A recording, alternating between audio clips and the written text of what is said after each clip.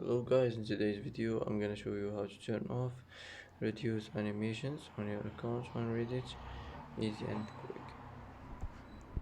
First click on your profile, click settings, and now you will find here reduce animations. Click on it like this, and as you see it will be turned off, and that's how to turn off reduce animations on your account on Reddit. Easy and quick, and that's it for today.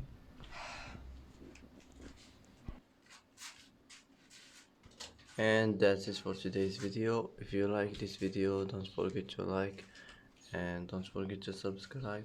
I hope this video is helpful for you, and thanks for watching till the end, and see you in the next video.